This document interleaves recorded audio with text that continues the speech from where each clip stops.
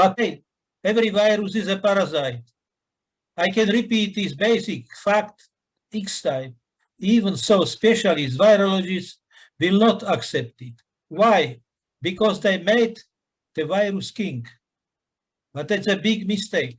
A parasite can be a king, can be only a slave. Every virus cannot exist on its own. It's fully dependent on its carrier, and thus is a living cell. It's a basic condition of its existence. Based on our more than 30-year study of bovial leukemia virus, but mainly HIV, we concluded that carriers of these viruses are bacteria or yeast. These results were confirmed on both DNA and protein level. Viruses can exist in this carrier for months or years. Carriers do not buy at all that a virus multiplies or mutates in them. The mutant can arise in one individual, and under optimal condition, it can reproduce and pass to other individuals. Please, next slide, please.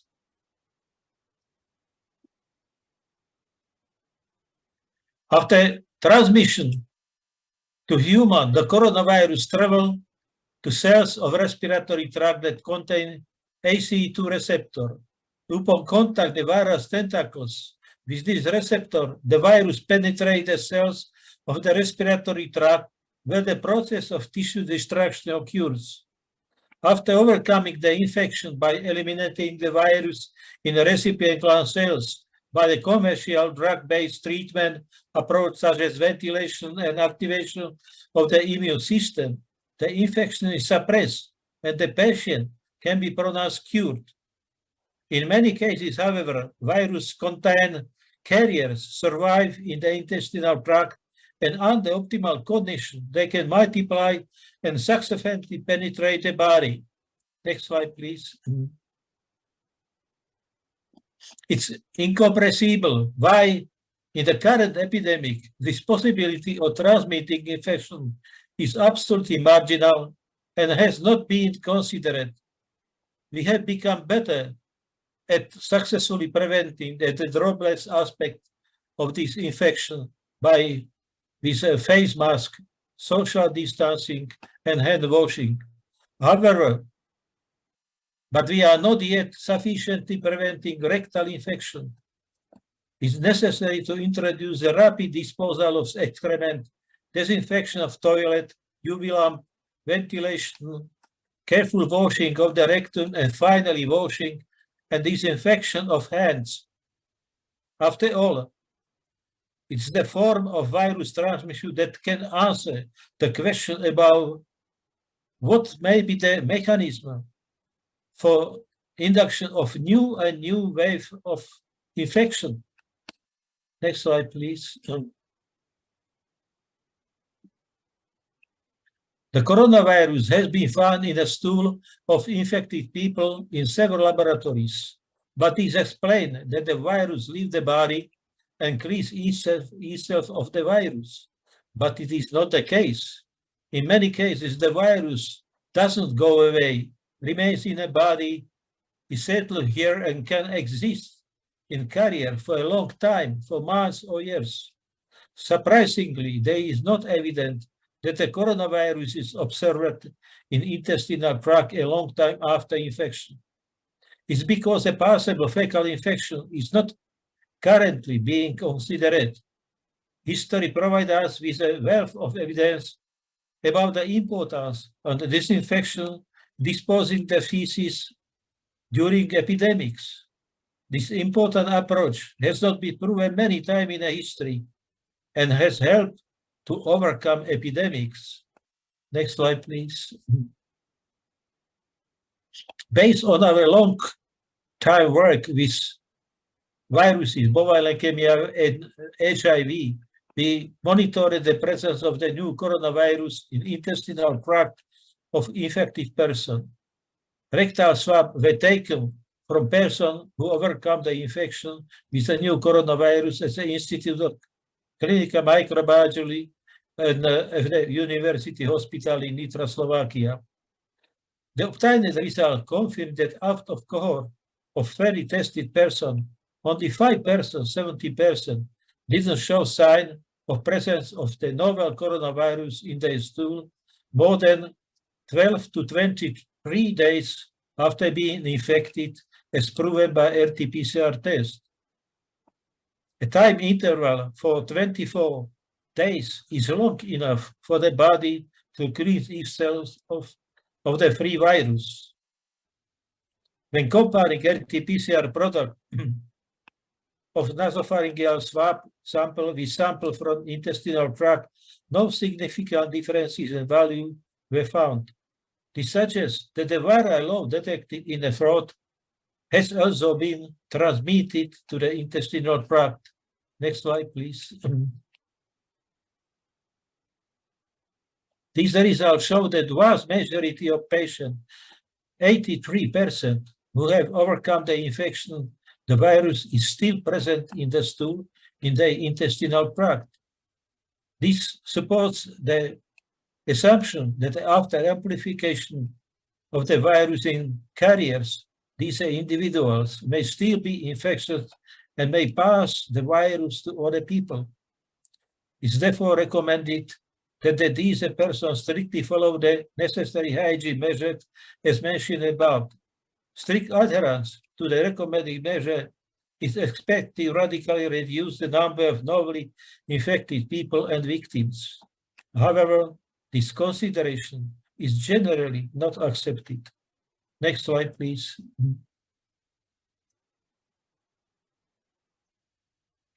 Carriers do not buy at all that the virus multiplies and mutates in them. Mutant can arise in one individual and under optimal condition, it can reproduce in it and pass on to other individuals. However, it is possible that new mutant may have been originated in several places, in more individuals.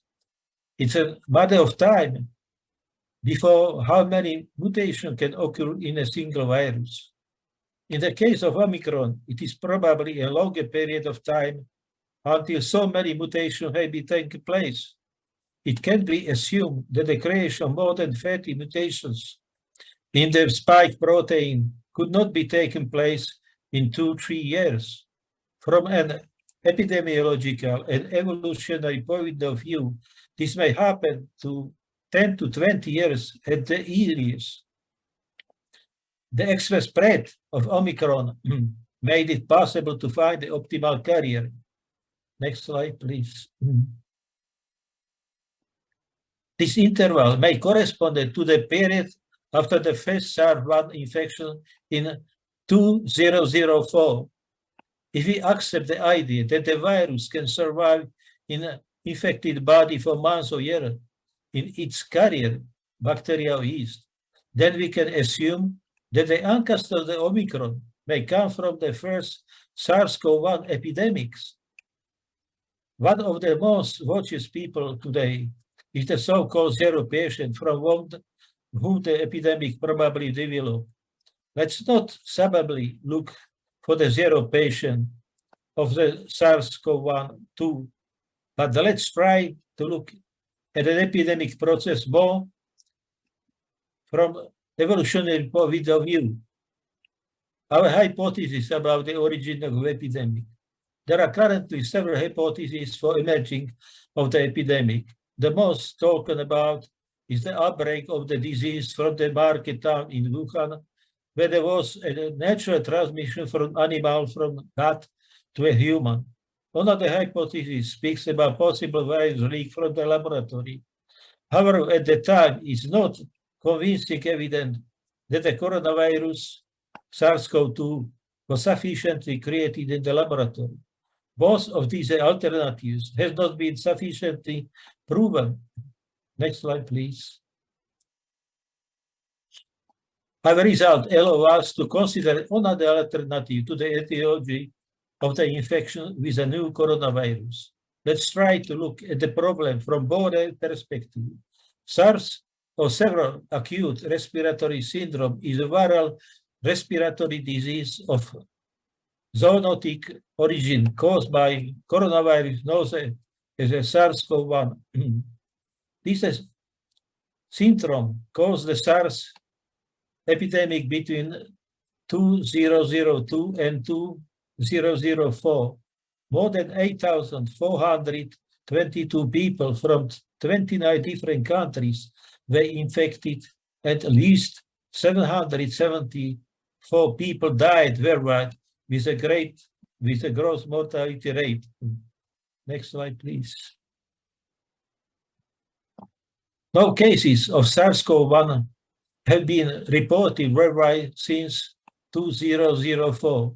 At the end of 2017, Chinese scientists observed the virus spreading through Asian civet on a cave bat in the Chinese province Yunnan. Bats have been the initial reservoir of the pathogen. SARS-CoV-1 was identified by true swab between 2004 and 2007, but only people with a sign of several infections were tested. It has been found up to 29 countries on virtually all continents, but the virus may have been occurred in population much more frequently than recorded. Next slide, please. There have been many cases with a mild course of infection. These have not been analyzed and have been diagnosed as an influenza and not as a coronavirus infection. It can be assumed that they could have been 10 times more infected, 10 times more. Let's accept the idea supporting by the above result that the coronavirus, after overcoming the infection, may settle in the intestinal tract in some infected person. Then it may persist in a carrier for up to 3 decades and change. It can be gradually and uncontrollably change, mutate, because the carriers not limited in. However, at the time, the presence of the virus in intestinal tract was not monitored. Next slide, please.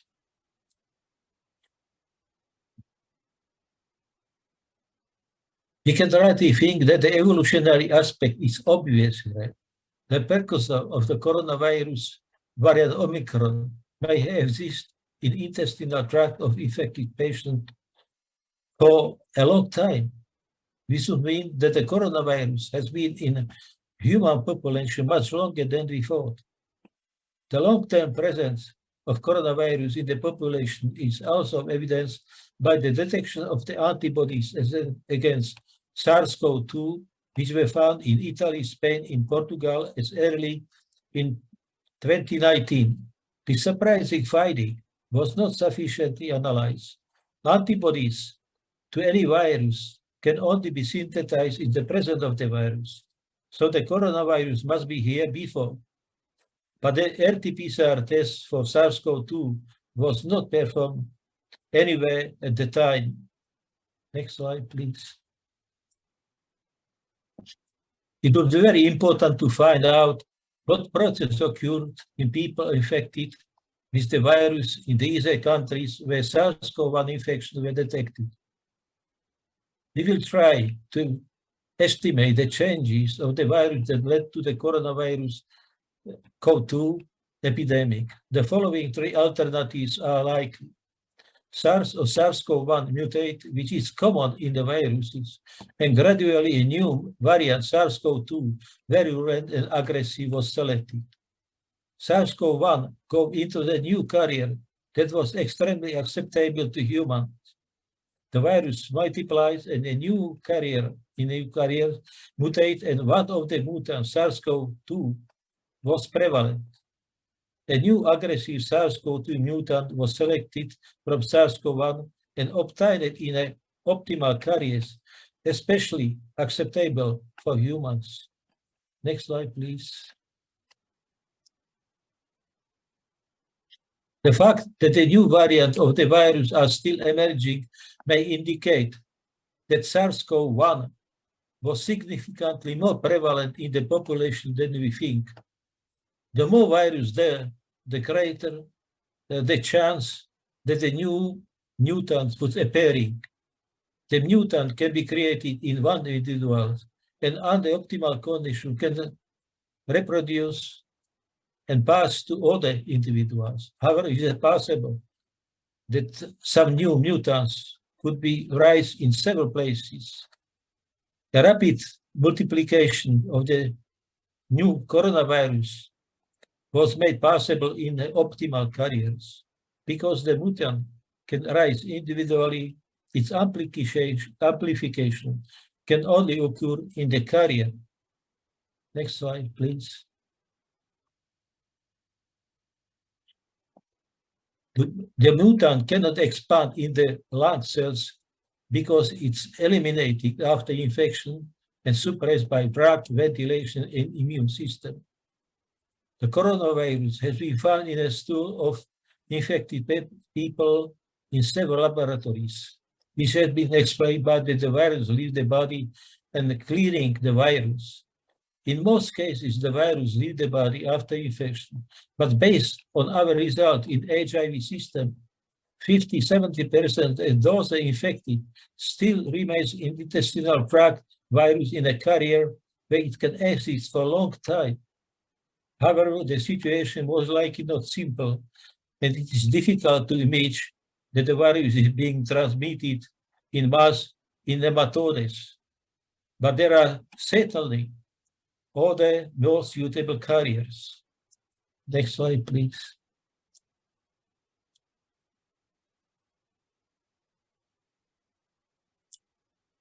It also exists only in carrier. Bacteria is or other single-cell organism in the intestinal and respiratory tract, and they can be unlimited. It depends on the condition and circumstances and the health of the individual. The fact that the new coronavirus remained infected in the intestinal tract even 15–25 days after overcoming the infection has been experimentally proven. Based on our results from HIV system, the virus can last in the infected person not only for months but also for years.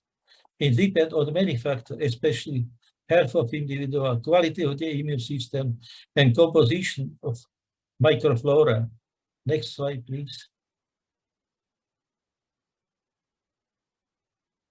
And finally, about viruses in general. Let's take a common one, the flu virus. He threatened people in autumn and winter. When he leaves, where? Will he travel to China, Hong Kong, or Vietnam, or Cambodia? How? By plane? And will we also buy a return ticket for October? It's not real. Is it? No, he doesn't travel anywhere. He stays in most of the infected in the intestinal tract, hidden in the carriers. He stays here until autumn and is under control of the immune system. If the infected person immune system weakness, colds, illness, infection, injuries, the carrier of the virus multiplies, penetrate the organism of the infected person, and can infect others. The cycle repeats itself every year, and most viruses behave similarly. In such a way, the viral load hidden in the intestinal tract is constantly increasing worldwide, which will be present by the great danger for the human population in the future, because they can be a source of many healthy problems. Next slide, please. We know very little about our intestinal tract. So far, it's little explored, and we have no idea what secrets it hidden. The proof of the presence of the virus is hidden in the coronavirus is extremely important insight because it reveals an important and largest viral reservoir in the body.